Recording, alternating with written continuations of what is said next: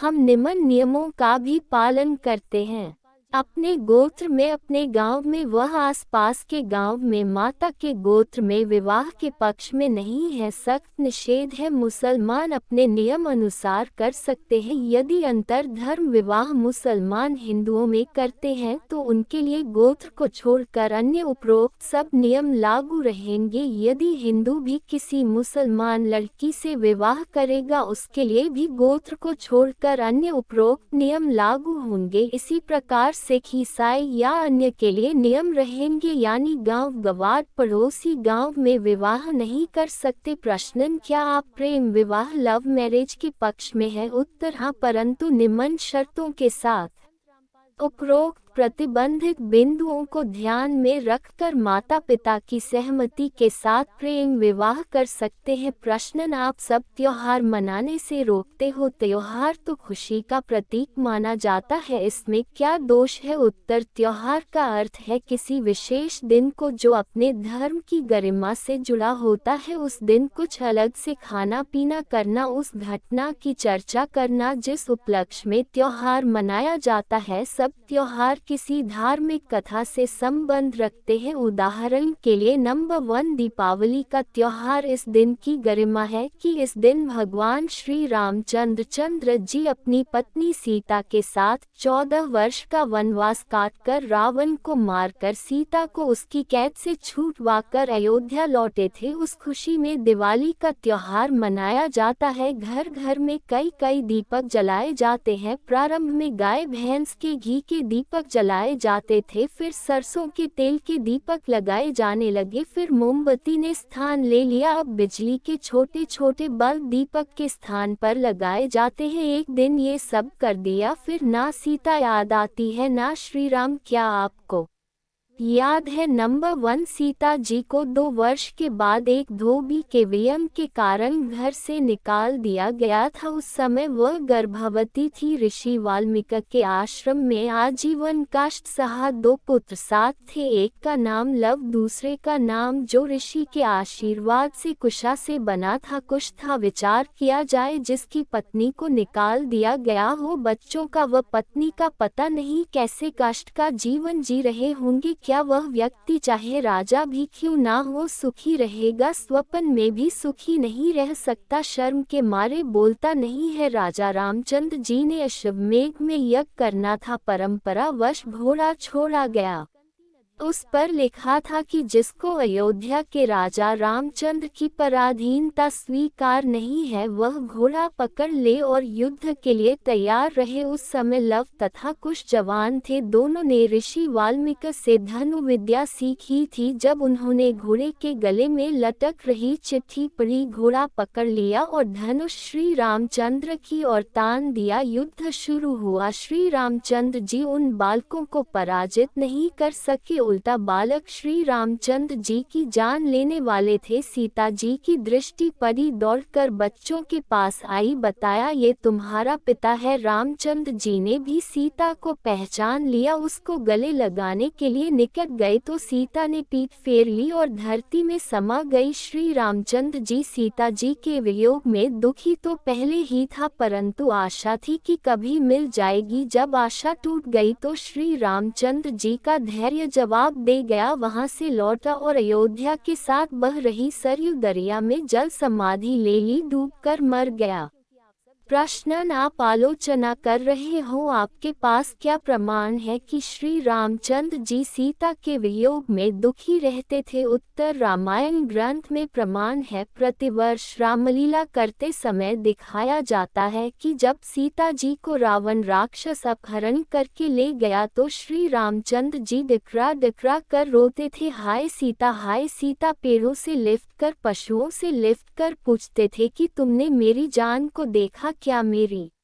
मेरी सीता को देखा क्या? आप बताओ, क्या रामचंद्र जी सीता को मजबूरी में निकाल कर मन मन में नहीं रोए होंगे? क्या रामचंद्र जी दयाहीन थे? क्या फिर पत्थर दिल हो गए थे? क्या उनके मन में कल्पना नहीं होती होगी कि अकेली गर्भवती औरत कैसे जी रही होगी? यदि इतनी भी दया ना हो तो वह इंसान भी अच्छा नहीं होता। इसीलिए इससे सिद्ध है कि श्री रामचंद्र जी महाकष्ट में जीवन जीते थे। अयोध्या बासी दीप जलाकर मिठाई आदि खाकर उस दिन श्री रामचंद्र जी की छाती फूंका करते विचार करो जिस दिन रामचंद्र जी व सीता जी के आने की खुशी में दीपावली का त्योहार मनाना शुरू किया। जब सीता अयोध्या से चली गई श्री रामचंद्र जी ने आत्महत्या सीता के आप सुन रहे हैं संत रामपाल जी महाराज द्वारा लिखी पुस्तक धरती ऊपर स्वर्ग का पेज नंबर 16। वियोग में की यानी जल समाधि ले ली थी, अब क्यों मना रहे हो खुशी क्या? श्री रामचंद्र जी व सीता जी के दुखों से आप दुखी नहीं हो। हम उन दोनों के वनवास व रावण के साथ हुए युद्ध में कष्ट तथा दोनों के अयोध्या आने की खुशी प्लस दोनों को आजीवन दुखी रहने के इतिहास को ध्यान में रखकर सारा वर्ष उनको याद रखते हैं। उस दृष्टिकोण से दीपावली का त्योहार किसी विशेष दिन नहीं मनाते। संतों के घर सदा दिवाली होती है, हम कैसे मनाते हैं दीपावली का त्योहार? प्रतिदिन देसी घी की ज्योति सुबह शाम जलाते हैं जो एक समय 3-4 घंटे जलती है। एक वर्ष में 365 दिन है तो एक वर्ष में 730 दीपक हमने जलाए जो दिन में 7-8 घंटे जले। जिसने हवन का काम किया, एक गांव या शहर में हमारे अनुयायियों के 50-60 परिवार हैं तो वहां सुबह शाम प्रत्येक घर में देसी घी की ज्योति जलाई जाती है। हवन होता है जो वातावरण को शुद्ध करता है। शराब, हुक्का, बीड़ी आदि का सेवन नहीं करते, इससे प्रदूषण में बचाव रहता है। हवन के समय वेद मंत्र भी बोले जाते हैं। हम सूक्ष्म वेद के मंत्र वाणी सुबह शाम नित्य नियम संध्या आरती के रूप में पढ़ते बोलते हैं, फोन में चलाकर सुनते हैं। यदि हलवा या खीर खाने की इच्छा होती है तो किसी भी दिन बनाकर खा लेते हैं। जगत के लोग उस दिन या अन्य होली आदि के त्योहार पर बम फोड़ते हैं, पटाखे छोड़ते हैं, प्रदूषण फैलता है। कई बच्चों की आंखें खराब हो जाती है, कईयों के हाथ खराब हो जाते हैं,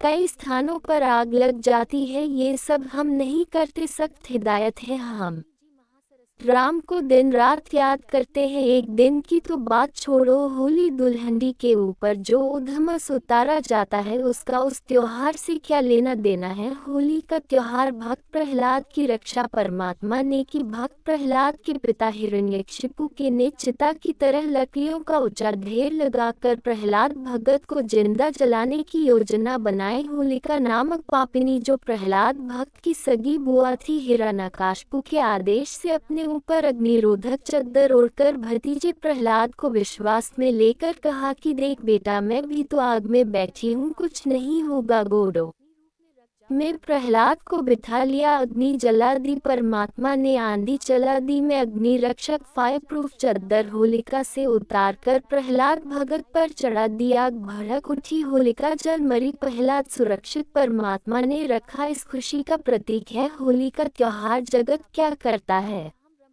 इस दिन? हम लट्ठा औरतें कोड़े पुरुषों को मारती है। पुरुष हट जा करके बचाव करते रहते हैं, इधर से उधर दौड़ पड़े दौड़ते रहते हैं, एक दूसरे पर रंग डालते हैं, कीमती कपड़ों का नाश कर देते हैं। इसका परमात्मा से क्या लेना देना जिसने भक्तों की रक्षा की? कुछ कहते हैं कि हम रंग नहीं डालते, गुलाल का प्रयोग करते हैं। विचार करो, बांदर समूह बनाकर एक दूसरे को परेशान करते हो, क्या गुलाल लगाने को आप परमात्मा की आरती मानते हो? दिवाली का त्योहार त्रेता युग के अंत में हुई। आप सुन रहे हैं संत रामपाल जी महाराज द्वारा लिखी पुस्तक धरती ऊपर स्वर्ग का पेज नंबर 17।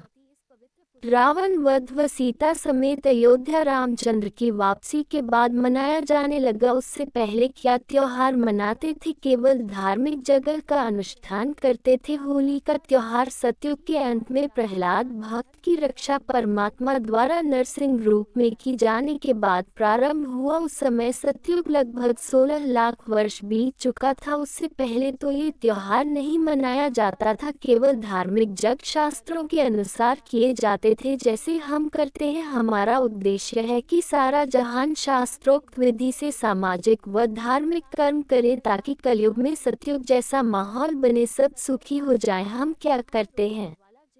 हम प्रतिदिन परमात्मा का शुक्र कई कई बार करते हैं। एक दिन ड्रामा नहीं करते, शास्त्रों अनुसार धर्म कर्म करते हैं, धर्म याद करते हैं। अजब गजब बात एक भक्त बना, उसने बताया कि हम चाचा ताऊ के 11 भाई बहन हैं, सब शादीशुदा हैं, हमें 11 वर्ष हो चुके हैं, कोई त्योहार नहीं मनाया है। कारण वर्ष में एक मौत इतनी निकट हो जाती है कि त्योहार नहीं मना पाते। विचार करें पाठक, जिनकी मृत्यु हो जाती है वह रोते हैं, गांव के लोग मस्ती मनाते रहते हैं, फिर उनकी बारी आती है वह मुंह लटका कर रोते रहते हैं, अन्य त्योहार का ड्रामा कर रहे होते हैं। हम क्या करते हैं किसी की आत्मा ना दुखे, इसलिए हम व्यर्थ दिखावा नहीं करते, दिन रात राम को याद रखते हैं। हम धार्मिक अनुष्ठानों को त्योहार रूप में मनाते हैं, वहाँ कोई गाना बजाना नहीं करते, केवल सत्संग करके पाठ करके परमात्मा का गुणगान करते हैं, धर्म जग करते हैं।